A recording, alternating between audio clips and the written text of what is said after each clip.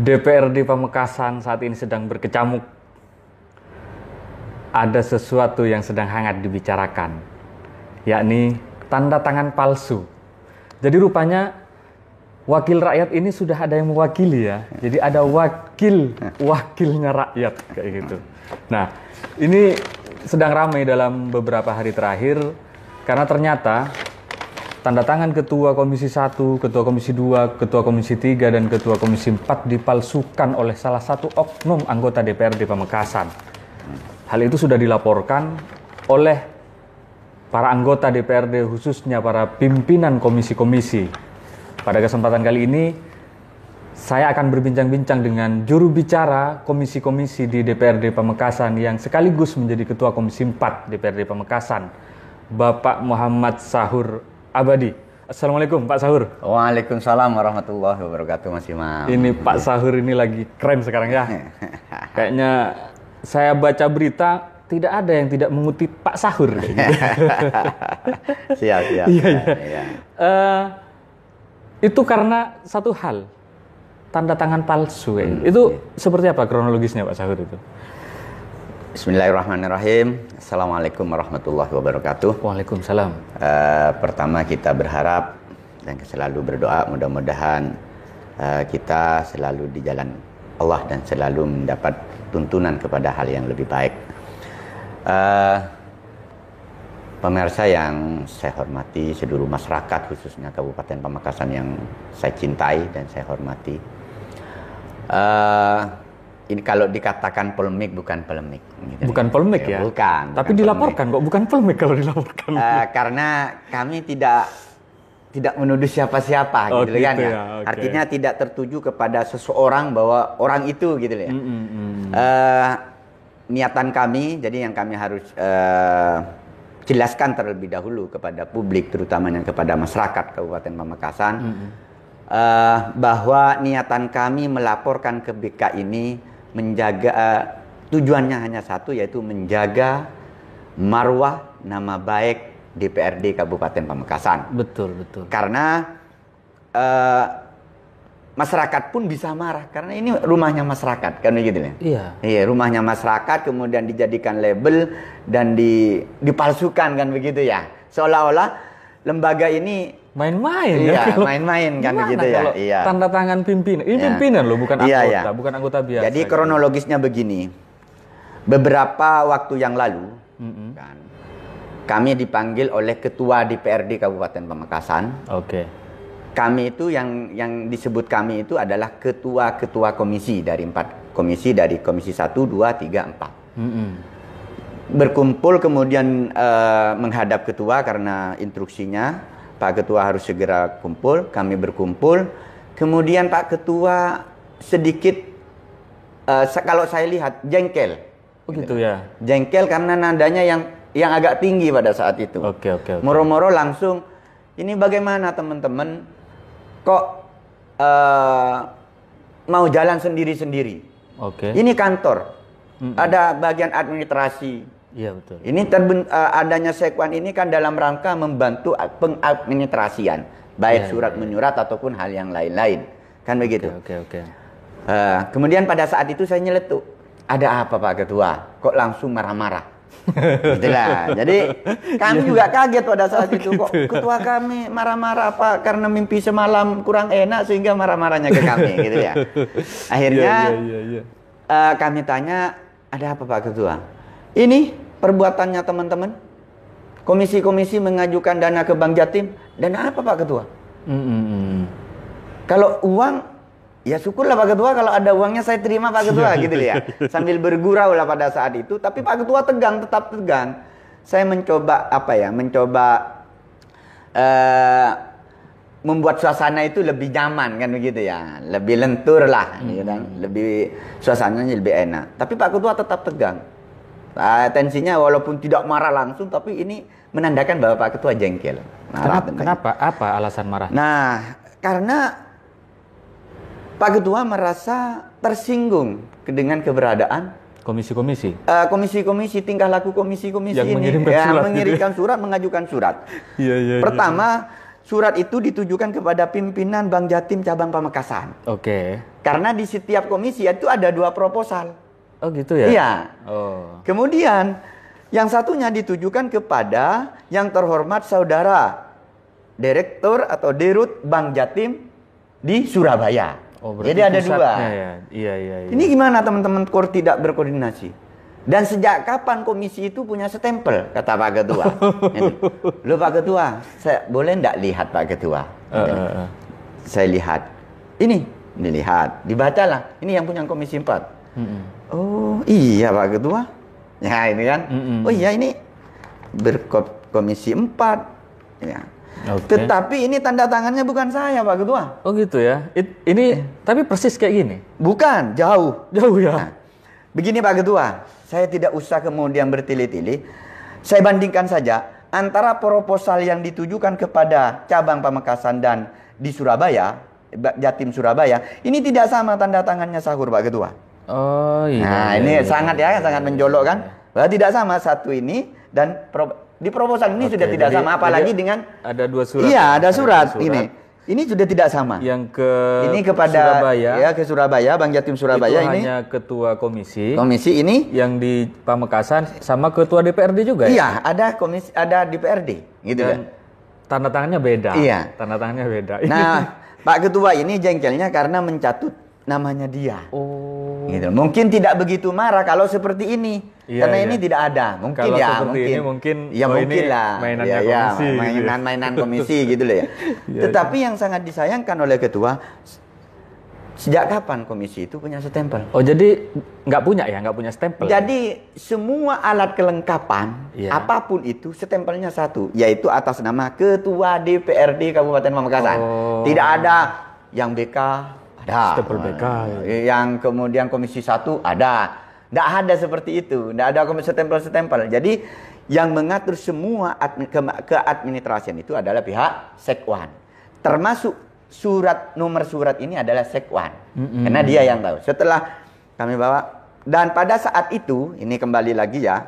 Kembali lagi pada pertemuan itu kemudian Pak Ketua, baik kalau memang komisi-komisi ini tidak berbuat, tidak pernah berbuat dan tidak pernah mengajukan, nah, saya minta Ketua Komisi 4 sebagai koordinator laporkan ini ke BK dan ataupun kepada instansi terkait ya. Yang bisa kemudian menangani persoalan ini. Karena penegak hukum. Penegak hukum. Baik Pak Ketua. Begitu. Akhirnya kami rapat-rapat, kemudian pada saat itu apakah butuh ya kita manggil Bank Jatim? Oke. Nah, akhirnya saya bilang, oh tidak usah. Ngapain manggil Bank Jatim? Karena nggak ada. Oh ini sudah ketua kok yang menerima. Nggak ada kaitannya dengan. Tidak ada kaitannya dengan Bank Jatim ya kan. Bank Jatim justru korban ini. Korban. Nah, persoalan Pak Ketua dapat dari mana ya itu tanggung jawab Pak Ketua gitu ya. Kami tidak usah jauh ke sana. Akhirnya kami rapat-rapat disepakati pada hari Rabu tanggal 8 Juli 2020 kemarin. Kami meminta semua ketua komisi rapat di komisinya masing-masing. Dan menanyakan kepada anggota dan pimpinan komisi. Ternyata singkat cerita, ini kok semuanya tidak ada yang ngaku. Kalau di komisi 4 ada yang sampai pegang Al-Quran. Saya tidak pernah Pak Ketua. Oh gitu ya. Sebentar dulu saudara, jangan bilang tidak pernah. Gitu kan saya. Karena menurut di proposal ini semua nama anggota komisi 4 ada. Gitu loh. Jangan bilang tidak tahu ini. Oh iya. Jadi susunan komisi 4, Muhammad Sahur sebagai ketua, wakil ketua Khairul Umam, sekretaris Muksin, bendahara Alfian. Padahal di komisi itu tidak ada bendahara ya. Kan begitu, tidak ada bendahara. Iya. Karena bendaharanya sudah di Sekwan. Kan? Kemudian ini, semua ini ada. Jadi tolonglah jujur kepada saya. Kalau kalian minta maaf, saya akan maafkan. Gitu loh. Tidak ada Pak Ketua. Akhirnya marah-marah teman-teman, laporkan semua. Saya full mandat kepada pimpinan, ketua komisi 4 untuk melaporkan dan memproses bahkan ke ranah hukum. Kata teman-teman. Baik, kalau begitu saya tanyakan satu kali lagi, apakah benar teman-teman ini tidak berbuat baik secara langsung, terlibat secara langsung ataupun tidak langsung. Atau nyuruh orang. Atau nyuruh orang kan tidak langsung berarti. Tidak pernah Pak Ketua, tidak ada Pak Ketua. Baik. Oke. Saya meminta kepada pendamping pada saat itu untuk membuat surat kepada BK. Oke. Dan ditandatangani semua oleh anggota komisi. Pelaporan ini tidak atas nama ketua langsung, tapi semua. Gitu loh. Oh, jadi lengkap ya? Lengkap. Oke. Tidak ada yang sampai koordinatornya langsung. Ya, koordinator Komisi 4 itu adalah wakil pimpinan Bapak Haji Hermanto, tanda tangan juga. Oke. Bahkan keras beliau. Nah, ini dampak politiknya bagi orang yang melakukan pemalsuan tanda tangan ini seperti apa ini? Kami tidak jauh ke sana. Ya kan ada dong. Ngapain dilaporan ke jadi BK begini, itu? Jadi begini. Jadi BK itu ngapain kalau laporan? Kami menjaga bahwa sepengalaman kami jadi DPR, gitu kan ya. Ini sudah kedua kalinya. Kedua kalinya. Ya. Termasuk DPR jalanan dulu ya? Iya, dulu ya DPR jalanan. Jadi ini tidak pernah ada surat pengajuan permohonan dana ke bank-bank, gitu kan ya? Atau kepada instansi lain. Itu tidak pernah pakai kopnya DPR. Maka kami dalam rangka menjaga marwah dan kewibawaan DPR ini, ya, maka kami menempuh jalur untuk kemudian mengajukan ataupun melaporkan kepada BK. Apa tujuan kami? Bahwa biar oknum yang melakukan hal ini itu bisa terungkap. Ya. Dan publik bisa kemudian... Ini yang dilaporkan siapa ke BK? Yang melakukan ini. Siapa saja yang melakukan, gitu kan? Ada namanya? Oh, nah itu ranahnya BK. Karena kami tidak melakukan penyidikan dan penyelidikan. Itu katanya inisialnya S. Sahur dong. Janganlah masa sahur. Bukan, masa ya? Sahur melaporkan sahur yang berbuat ganda. Ya. Jadi janganlah. Atau bisa es cendol kan begitu. Jadi kami tidak pakai inisial dan kami tidak menunjukkan kepada perseorangan. Iya. Kepada perseorangan itu kami tidak gitu lah. Intinya kami berharap bahwa BK bekerja secara profesional sesuai dengan aturan yang berlaku di DPR ini. Oke, gitu ini termasuk pelanggaran apa kalau pemalsuan tanda tangan di DPRD loh ya? Saya tidak bicara ranah hukumnya. Kalau ranah hukumnya jelas. Kemarin sudah ada di beberapa media massa ancaman hukumannya 6 tahun katanya maksimal. Begitu ya. Ini nggak pas kalau Ketua Komisi 4 yang bicara itu. Tapi ini dampak politiknya, artinya apa sih sanksi yang bisa diberikan oleh BK terhadap anggota yang misalnya terbukti? Nah, jadi begini, yang lebih memahami tentang aturan di BK itu BK. BK ya? Ya, BK. Kan tetapi aturan BK diatur oleh DPR. Ya, paham. Tetapi kan yang lebih memahami pasti orang yang mempunyai kewenangan kan gitu ya. Tetapi kami secara implisit pernah baca-baca gitu kan. Pernah baca-baca bahwa bisa sanksi teguran, surat rekomendasi dari BK. Ya. Atau bisa kalau dia punya jabatan penurunan pangkat jabatan itu, kalau ekstrimnya dia di PAW gitu loh. Ini ngeri kan? Berarti yang melakukan terancam dihentikan, saudara. Wah, jadi begini. Kami berharap mudah-mudahan ini cepat terungkap kan begitu dia. Biar kami tidak kena marahnya masyarakat gitu loh. Karena masyarakat pantas marah. Ini lembaga saya, kata masyarakat. Kalian hanya menjadi perwakilan kami kok sewenang-wenang kan begitu lah. Jadi masyarakat marah, ya pantas untuk marah gitu lah. Ini kan masyarakat bingung, siapa sih kok berani-beraninya memalsukan tanda? Pertanyaan kok berani? Iya. Artinya orang berani ini ada dua kategorinya. Memang nekat atau memang dia punya posisi yang lebih tinggi dari ketua komisi kan kayak gitu kan. Nggak mungkin dong anggota biasa memalsukan tanda tangan ketua. Kalau ketua memalsukan tanda tangan anggota, saya ketua kok. Kan kayak gitu.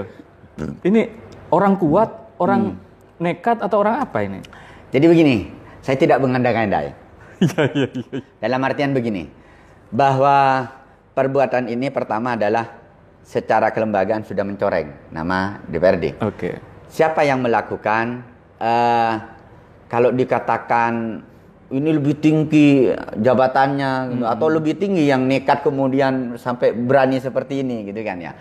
Kami tidak mengandai-andai, kami lebih kepada memasrah penuhkan kepada BK, gitu kan? Biar BK yang kemudian melakukan investigasi dan mengungkap persoalan-persoalan ini. Gitu kan? Karena bagi kami, gitu kan, yang pihak pelapor, gitu kan, pihak pelapor meminta kejelasan dan kemudian mengungkap siapa yang berbuat ini, gitu ya. Persoalan sanksi ya, karena semua perbuatan itu kan pasti ada konsekuensi. Gitu ada dua pelanggaran mungkin. Pertama pelanggaran administrasi karena ini pemalsuan. Yang kedua kan pemalsuan. Pemalsuan artinya aspek hukum. Tentu saja Ketua Komisi 4 dan Ketua Komisi yang lain tentunya itu dirugikan. Dan ini ranah hukum. Sudah dilaporkan. Jadi begini. Ke penegak hukum. Jadi begini.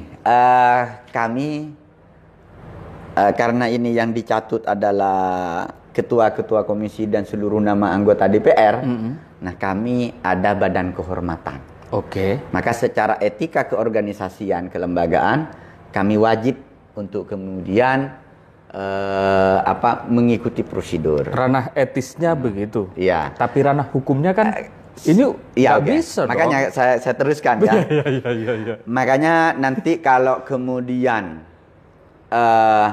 setelah kami mengkaji, mendalami persoalan ini, ada unsur-unsur dan memenuhi unsur untuk kemudian dilaporkan kepada penegak hukum, akan unsur pidana, maka potensi untuk kemudian melaporkan itu ada. Jadi begini, kami sebagai pelapor, pertama tidak boleh dong mengintervensi, tidak boleh mengarahkan, apalagi mendeklar. Itu tidak boleh secara etika ya. Karena ini lembaga resmi dan menjadi alat kelengkapan, kami harus menghormati. Tetapi kami akan bertanya setiap langkah, kami akan bertanya sampai mana. Karena kami pelapor boleh menanyakan dan tahu sejauh apa yang dilakukan. Jadi kami akan mengawal, gitu kan. Tetap akan mengawal kinerja BK. Tetap akan minta laporan bagaimana kelanjutan dari laporan kami. Gitu kan. Ntar dulu. Ada yang bingung, sebenarnya minta bantuan apa ke Bang Jatim sebenarnya itu? Oh iya, memang dalam proposal itu ada 2 proposal per komisi, kan? Ini ada proposal tertanggal Pamekasan 2 Juni 2020. Sebulan ya, yang ditujukan kepada yang terhormat pimpinan Bang Jatim. Selanjutnya ada pengantarnya ya. Assalamualaikum warahmatullahi wabarakatuh. Perihalnya inti daripada pengajuan itu, mengingat situasi mewabahnya virus corona, atau yang kita sebut dengan COVID-19, sangat berdampak pada pertumbuhan ekonomi warga Kelurahan Kanginan, Kecamatan Pamekasan. Untuk itu kami sebagai wakil rakyat dalam hal ini Komisi 4 DPRD Kabupaten Pamekasan ingin membantu masyarakat yang terdampak virus corona, atau dalam kurung. Jadi ini Kanginan ya, ada cluenya Kanginan. Kanginan, gitu ya, Kanginan. Yang kemudian yang kedua, dan kebesaran dana yang kemudian diminta adalah sebesar 23.240 rupiah. Ribu rupiah. Kecil ya? Iya. Kemudian lebih yang selanjutnya kecil dari gaji ternyata. Ya, kalau satu ya, tapi ini 8. Ini 8 proposal gitu kan. Kemudian yang ke Surabaya, Bang Jatim Surabaya, ini dimaksudkan dalam proposal itu, diperuntukkan dalam proposal itu adalah untuk bersama ini anggota DPRD Kabupaten Pamekasan Komisi 4. Ntar Komisi 4 saya cari dulu. Ini malah Komisi 1, tapi ini Komisi 4 gitu kan. Sudah salah. Ya. Menyampaikan usulan permohonan bantuan masjid terdampak Covid. Ini untuk masjid. Berarti masjid juga terdampak Covid. Iya, terdampak Covid masjid. Berapa anggarannya? Ya, anggaran yang kemudian diminta adalah 16.250.000 rupiah. Itu jadi kalau dijumlah untuk Komisi 4 saja ini sekitar 16 ditambah 32 50 lah. 50 ya. Iya, 50. 40 gitu ya, sampai 50 gitu ya. Kalau kemudian per komisi seperti itu ya bisa dikalikan sendiri kan ini gitu ya. Masjidnya di mana? Yang diusulkan? Kalau kemudian ini masjidnya ada sebagai bentuk pendahuluan yang diusulkan ada ya? Tidak ada, hanya berdampak masjid gitu kan. Tidak ada ya? Tidak ada. Kemudian iya tidak ada. Oh, tidak ada. Tidak ada. Untuk apa di proposal itu sudah ada ini? Untuk tandon, gitu kan, ya. Untuk dokumentasi, untuk konsumsi, tentang transportasi, gitu ya. Oke. Gitulah. Keren. Iya. Jadi kronologisnya seperti itu dan langkah-langkah yang kami akan lakukan seperti itu dan yang sudah dilakukan seperti itu. Oke. Terakhir, apa harapan dari juru bicara? Baik, harapan pertama adalah agar BIKAS bekerja dengan cepat, tepat, kan begitu ya, sesuai dengan aturan yang berlaku, benar-benar profesional dan dia sebagai lembaga penegak kehormatan dan menjaga kehormatan. Mudah-mudahan secepatnya mengambil tindakan dan segera untuk kemudian melakukan hal-hal yang sesuai dengan aturan. Yang kedua, harapan kami dan ini permohonan kami atas nama DPR kepada masyarakat secara keseluruhan, kepada tokoh politik, tokoh ulama, tokoh masyarakat, kami meminta maaf atas kejadian ini. Tetapi berharap untuk kemudian tenang karena kami sedang melakukan proses-proses. Bahkan kalau kemudian ini dianggap penting dan sangat perlu, kan, ini potensi untuk kemudian dipidanakan ini ada. Makanya percayakan kepada kami bahwa kami akan memproses ini. Tetap akan mengungkap siapa. Oke. Gitu lah. Persoalan sanksi ya sesuai dengan aturan dong. Sesuai aturan dong. Bukan kehendak kami kan begitu. Jadi ini artinya DBK terancam diberhentikan, di kepolisian terancam di penjara kira-kira gitu. Ya, itu adalah wilayah instansi itu gitu lah. Wilayah bapak-bapak ini. Oke, terima kasih Bapak Sahur atas waktunya. Semoga kita bisa berbincang-bincang di lain kesempatan. Baik dalam topik yang sama ataupun topik yang berbeda. Dan untuk pemirsa, terima kasih telah menonton. Salam Lebur TV.